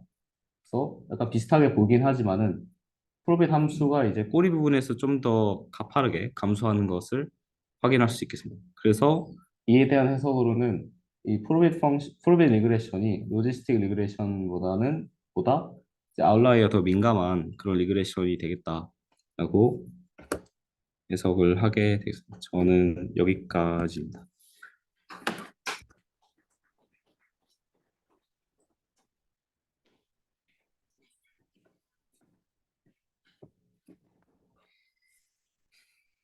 네, 마지막으로 3장 발표드리도록 하겠습니다. 3장은 베이지안 로지스틱 리그레션이라고 해서 로지스틱 리그레션을 진행을 할 건데 그 안에서 베이지 룰이 어떻게 적용이 돼서 나오는지 그걸 한번 보도록 하겠습니다. 자, 그거를 보기 전에 우선 이 라플라스 어프록시메이션을 볼 건데 이거는 PDF가 어떤 분포인지 잘 모르는 그런 PDF를 가우시안으로 근사를 시키는 방법입니다. 그래서 이 베이지안적인 방법을 적용을 하기 위해서는 포스테리어를 알아야 되는데 클래시피케이션의 경우에는 어, 프라이어의 분포를 가우시안이라고 보기가 어렵습니다. 그래서 뭐 실제로 저 값들이 뭐 좀 이산적인 값이 나오기도 하고 그러니까 가우시안이라고 보기가 어렵고 그에 따라서 프라이어가 모르니까 라이클리후드 곱하기 프라이어로 구성된 포스테리어도 이제는 컨주게이트 하지 않아서 가우시안이라고 보기가 어렵습니다. 그래서 이제 전에 단원에서 진행했던 그런 베이지 방법론들을 적용을 하기가 힘든데 그래서 그 방법들을 적용하기 위해서 포스테리어를 라플라스 어프록시메이션을 통해서 정규 근사를 할 겁니다. 그러니까 네, 정규 분포가 아닌 거에 대해서 정규 근사를 억지로 만들겠다는 겁니다. 그래서 지금 요 수식상으로 보자면은 어, 얘가 모르는 분포입니다. 원래는 얘를 가우시안으로 가정을 했는데 얘를 모르는 거고 그러니까 당연히 얘도 모르는 게 되는 거고 그래서 이 라플라스 어프록시메이션은 얘 말고 이 앞에 있는 얘로 그냥 바로 근사를 시켜버리는 겁니다. 얘를 가우시안으로. 그래서 이 방법은 어떻게 할 거냐면 일단 저희가 목적으로 하는 포스테리어를 PZ라고 부르겠습니다. 포스테리어. 그래서 저희가 모델을 써서 근사를 한 거를 QZ라고 이제 부를 건데 일단 PZ의 모드를 찾을 겁니다. 모드 최빈값을 찾을 건데 음, 여기서는 이 값을 이렇게 미분을 하라고 하는데 네, 미분해서 찾으라고 하는데 이제 보니까 분포를 모르는데 어떻게 미분을 하는지는 생각이 드네요.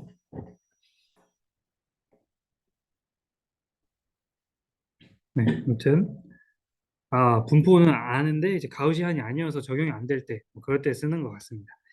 자, 그래서 얘에 대해서 얘를 어떻게 정규 분사를 시킬 거냐면 일단 ln을 씌워갖고 아니죠. ln 씌우기 전에 이 pz를 이렇게 z분의 fz라고 놓을 겁니다. 그래서 일단 fz를 먼저 근사를 시키고 그 다음에 저 z를 찾아주는 방법 그런 식으로 진행을 할 겁니다. 그러면은 저 FZ를 근사를 하기 위해서 일단 ln을 씌우고 테일러 익스펜션을 진행할 겁니다. 얘를 2차까지 진행할 건데 그 이유는 이제 뒤에 보시면 왜 그런지 알게 될 겁니다. 그래서 2차까지 진행을 할 거고요. 거기에다가 요 그 뭐야 이 2차까지 진행을 저 1번에서 구한 모드에서 테일러 익스펜션을 진행을 할 겁니다. 그렇게 되면은 어 익스펜션한 자료를 보면은 1차항이 없는데 그 1차 테일러 익스펜션한 식에서 1창 앞에 1차 미분계수가 들어가는데 얘가 지금 모드여서 그레디언트가 0인 값으로 저 z를 설정을 하기 때문에 그 1창이 계수가 0이 돼서 날아갑니다. 그래서 이 상수랑 2창 이렇게만 남게 되는 거라고 보시면 됩니다. 자, 그 다음에 이제 FZ를 결국 찾는 게 목적이었으니까 양쪽에다가 이렇게 익스포넨셜을 씌워줄 겁니다. 그러면은 여기와 같은 식이 나오는데요. 이렇게 봤을 때 요 모양이 저희가 알고 있는 가우시안이랑 비슷하다. 그래서 이거를 토대로 가우시안으로 근사를 시키겠다는 겁니다. 그러니까 결국 이걸 하기 위해서 얘를 2차까지 이렇게 적용을 해갖고 그 가우시안 익스포넨셜 위에 있는 그 제곱의 모양을 만들어 준 거라고 볼 수가 있겠고요. 자, 그러면 저희가 알고 있는 가우시안으로 봤을 때 여기서 알 수 있는 거는 평균이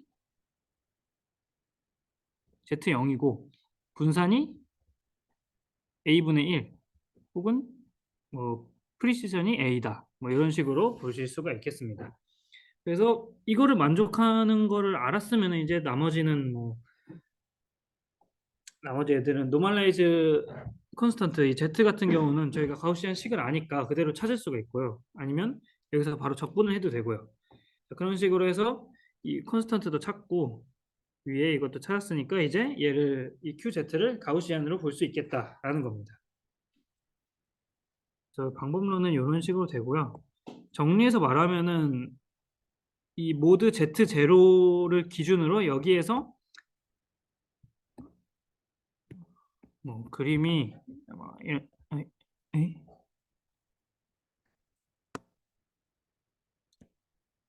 그림이 뭐 대충 노멀라이즈 콘스턴트도 구하기 어려운 뭐 이런 모양이라고 뭐 봤을 때 여기 이 모드 값을 중심으로 여기서 정교분포를 구해가지고 하겠다는 겁니다. 그래서 실제로는 이 모드 값을 먼저 찾은 다음에 미분이 아니라 모드 값을 먼저 찾고 그 다음에 그 Z가 제로일 때의 해시안 매트릭스를 구하고 멀티베리에이트의 경우에는 해시안 매트릭스를 구하고 그거를 토대로 이 멀티베리에이트 멀티노말? 네, 갑자기 단어가 기억이 안 나는데 다변형 정규분포의 그 식을 근사를 하게 됩니다. 자, 근데 여기서 몇 가지 유의사항이 있는데 일단 가우시안 분포에 기반을 하기 때문에 변수가 전체 범위여야 됩니다. 그래서 만약에 지금 갖고 있는 저 Z라는 변수가 그렇지 않다면은 걔를 좀 변환을 해줘야 됩니다. 예를 들어서 지금 변환을 하고자 하는 변수가 0에서 무한대까지 양수만 가지고 있는 범위라면 얘를 이렇게 로그에다 넣어서 전체 범위로 확장을 시켜주는 식으로 실수 전체가 서포트로 들어가게 해줘야 됩니다. 그리고 얘도 이 주변에서는 좀 정확할 수가 있는데 아무래도 테일러 익스펜션에 기반을 하다 보니까 이 주변에서는 정확한데 이 끝으로 갈수록 잘 몰라서 좀 분포의 전체적인 성질을 파악하는 데는 조금 부족한 방법일 수도 있습니다. 어쨌든 그냥 베이지안 방법을 적용하기 위해서 억지로 근사를 시키는 거니까 감안을 하고 가야 될 것 같습니다. 그리고 이거를 추가적으로 구하는 과정에서 여기 뭐 흐름에는 크게 관련이 없는데 뭐 네, 모델 에비던스 앞에서 배웠던 모델 에비던스를 구하는 식을 또 새로운 형태로 볼 수가 있습니다. 그 노멀라이즈 컨스턴트 여기 있는 요 z를 구하는 과정에서 이 fz를 적분을 해가지고 z를 구할 건데 그래서 위에서 구한 f식들을 넣어주고 그걸 적분하면은 이런 식으로 나옵니다. 그리고 저희가 전 챕터에서 배웠던 모델 에비던스는 이런 식으로 정의가 되고요. 거기에서 이 모양이 마치 뭐 Z가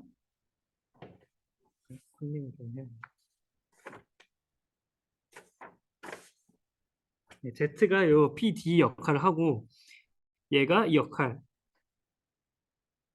아니죠.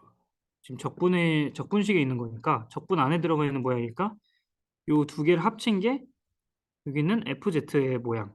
이런 식으로 해서 이 위에 있는 항을 그대로 갖다 쓸 수 있다는 겁니다. 그러면은 이게 이렇게 되니까 내가 여기다가 ln 씌워가지고 이걸 분리하면 어떻게 되는데 이 여기 분리된 이 값들을 이 항들에서 힌트를 얻겠다는 겁니다. 그러니까 여기에다가 LN을 씌워가지고 그 항들로 좀 이거의 모델 에비던스의 값을 근사를 시키겠다는 거죠.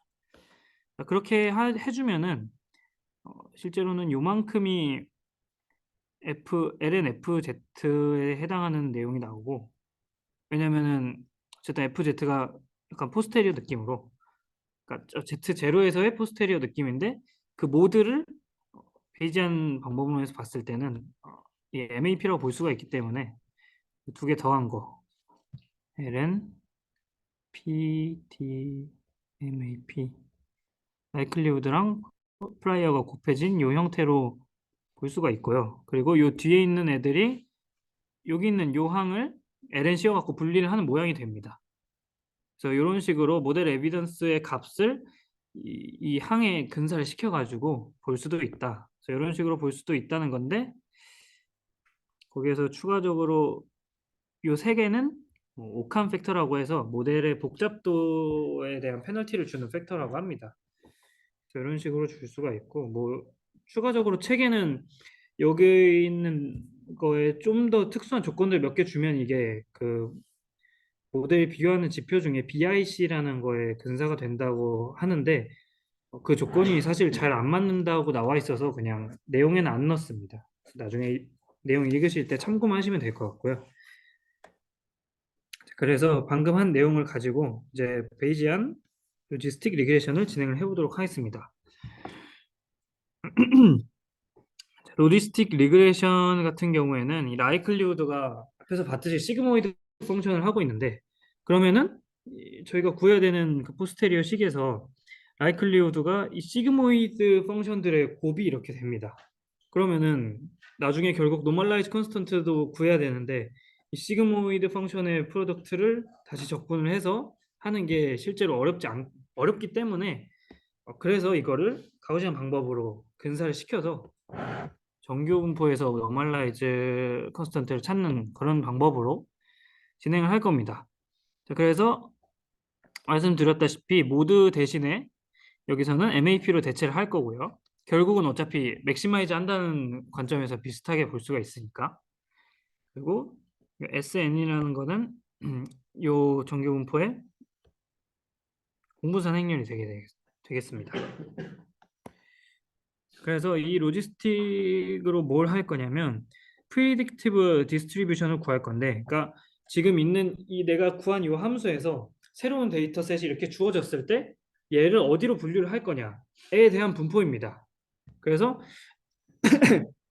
모수가 있고 어, t 모수가 있고 이렇게 뭐 타겟 베리어블 이런 것들 주어졌을 때 여기서 내가 뭐 타겟으로 이렇게 학습을 시켰을 때 거기에다가 클래시피케이션이 되는 어느 클래스로 갈지에 대한 확률을 구할 수 있는데, 이거를 W를 중간에 껴줘가지고 확장을 해서 베이지안 티어럼을 적용을 할 겁니다. 자, 그러면은 이거가 앞에 있는 애는 이제 지금 로지스틱 리그레션이니까 저 라이클리우드는 시그모이드의 형태를 띠게 되고요. 뒤에 있는 거는 저희가 방금 라플라스 어프록시메이션으로 근사를 시킨 그 정규 분포가 되게 됩니다. 그래서 얘를 이런 식으로 뭐 간추릴 수가 있는데, 이 부분이 이제 복습 스터디를 진행을 해보시면은 여기가 좀 절로 넘어가는 부분이 좀 이해가 안 가서 일단 수식을 몇 개 좀 끄적어 볼 테니까 참고를 해주시면 됩니다. 음,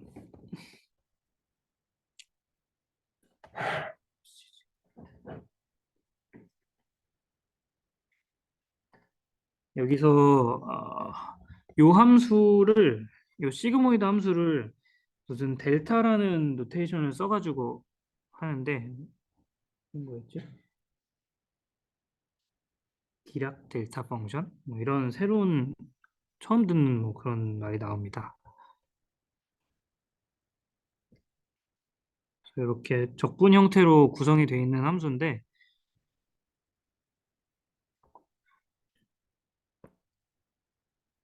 설마 네, 구충 자료에 첨부하도록 하겠습니다. 근데 이게 보면은 이중적분 테크닉이 좀 쓰여가지고 이 적분 과정을 따라가다 보면 막 뒤에 DW, D 알파 이렇게 있는 거를 순서를 바꿔야 되는 뭐 그런 과정이 필요해서 네, 혹시 수식 유도를 한번 해보고 싶으시면 요런 테크닉을 써주시면 되고요. 추가적으로 이 디락이라고 읽는 게 맞는지 모르겠는데 그 펑션이 어떤 특정한 값에서만 값을 갖고 나머지는 다 0인 그런 함수라고 합니다. 그래서 이거를 알고 전개를 해야지 여기서 유도하는 이 식을 찾을 수가 있어서 네, 그 두 개 참고하셔가지고 이거를 진행해 보시면 될 것 같습니다. 음, 네, 추가적으로 여기에서 시그모이드 펑션은 아까 말했듯이 지금 적분을 해야 되는데 시그모이드를 적분하는 게 쉽지가 않아서 그거를 프로빗 펑션으로 다시 근사를 할 겁니다. 거기까지 하면은 이제 베이지안 로지스틱 리그레션이 완성이 되는데 근사하는 과정은 너무 복잡해서 그것도 첨부를 하겠습니다. 그냥 이 과정에서 얘를 지금 뒤에는 저희가 라플라스 어프록시메이션으로 알았으니까 얘를 적분을 위해서 얘도 다시 프로빗으로 근사를 시켜줄 거다라고 알고 계시면 됩니다. 그래서 근사를 하게 되면은 이런 식으로 이 시그마 A라는 게 어떤 람다 값을 이런 람다 값을 써서 근사를 시키면 이렇게 이런 프로빗 펑션으로 근사가 되는데요. 그거를 이렇게 대입을 해주면 이렇게 됩니다. 왜 프로빗 펑션을 적분할 때 썼냐 하면은 이 프로빗 펑션이랑 노멀이 컨볼루션으로 되어 있는 거를 또 다른 프로빗 펑션으로 낼 수가 있다고 합니다. 그러니까 원래는 적분을 진행을 했어야 되는데 컨볼루션이 이렇게 변환이 되니까 그냥 함수값만 구하면 돼서 좀 적분이 간단해지는 장점이 있어가지고 프로빗으로 근사를 시킨 거고요. 그런 식으로 해서 결론을 내리면은 결국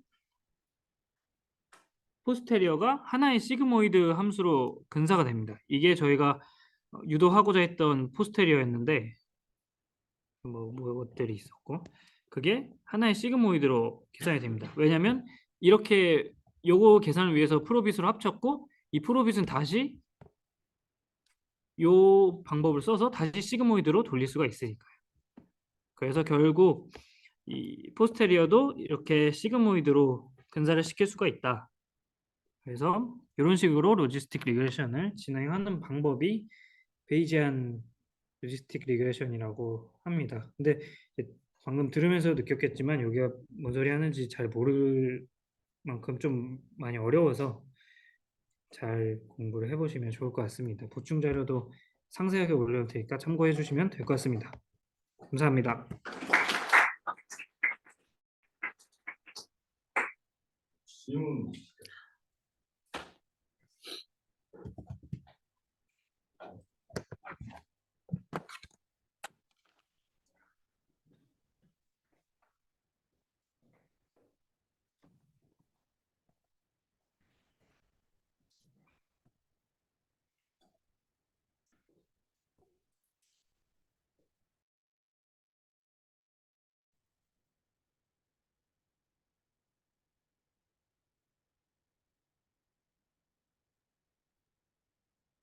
제가 오늘은 뭐야?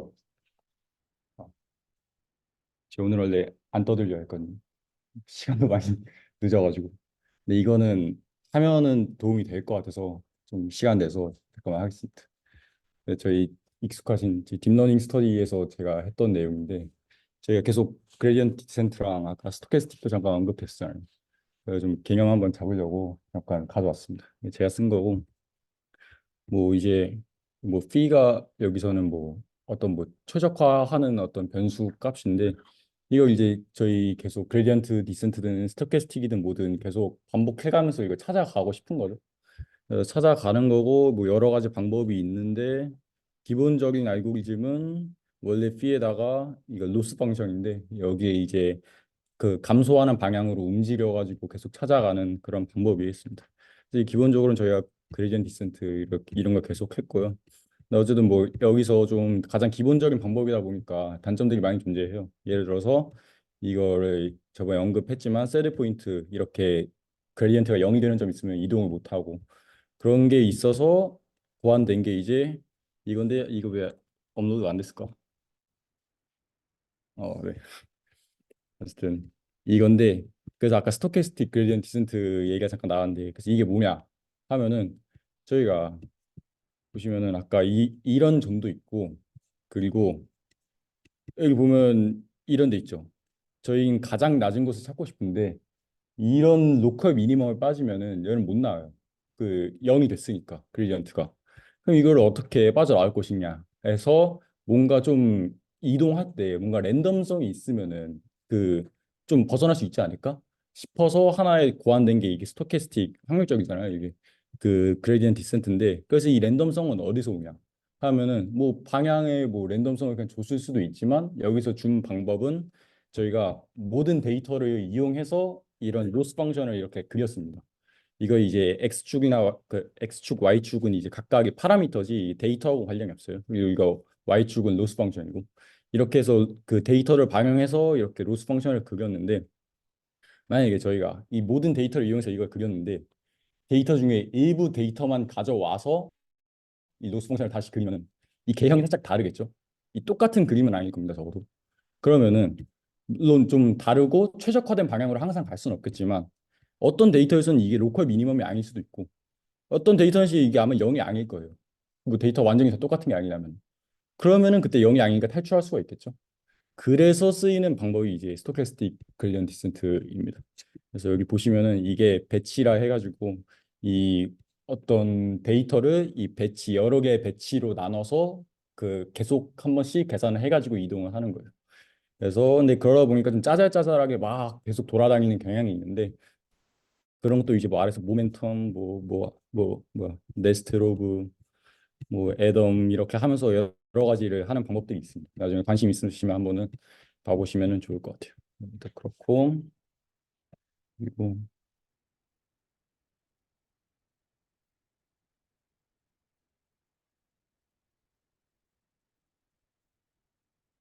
GLM 이걸 언급하고 싶었는데 저희가 지금 이번 주제가 베이지안 로지스틱 리그레션이었잖아요. 되게 어려웠어요. 들어보면은.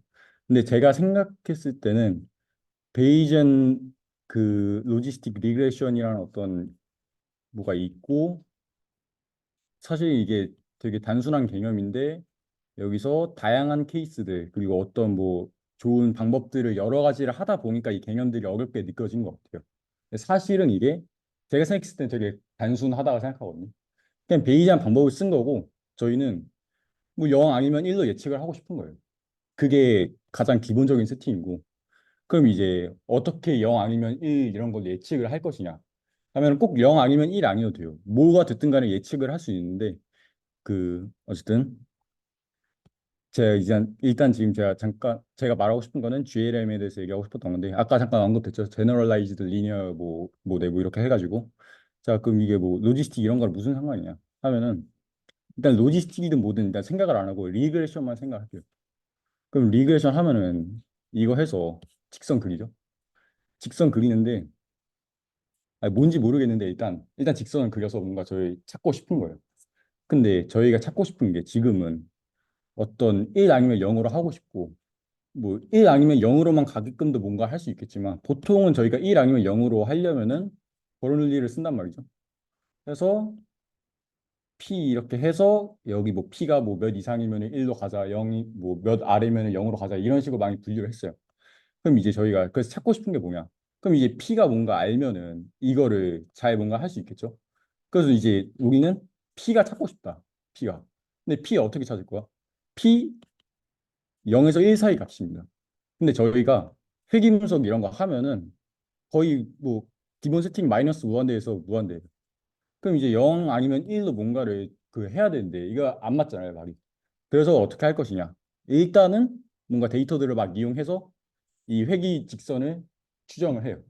그 다음에 아 근데 0 아니면 1로 가야 되잖아. 그래서 이 x 베타 값을 0 아니면 1로 바꿔줄 수 있는 어떤 함수를 통과시켜서 이거 만들어 줄 겁니다. 그래서 이게 링크 펑션, 링크 이렇게 해주니까. 근데 이때 뭐 0 아니면 1로 만들어줄 수 있는 값이 다양하게 있겠죠. 계속 언급됐는데 시그모이드 이런 게 있었고 하면 시그모이드는 이제 뭐 이런 식으로 됐던 것 같아요. 그러고 아니면 아까 또 뭐 극단적 뭐 상황이 좀 다른 상황에 쓰이긴 하지만 아까 CDF도 따지면 맞죠? 그럼 이게 또 어차피 0 아니면 1로 가는 거고. 그리고 또 뭐 다른 것도 있을 거예요. 아마 탄젠트 하이볼릭 뭐 이런 거랑 뭐 여러 가지 있을 텐데 뭐 다른 거 많이 쓸 수 있지만 일단은 국룰로 이제 저희가 로짓 이런 거 써가지고 이렇게 연결을 시켜줬다. 이거 있습니다. 그러니까 이게 되게 많은 상황에 쓸 수 있죠, 이제.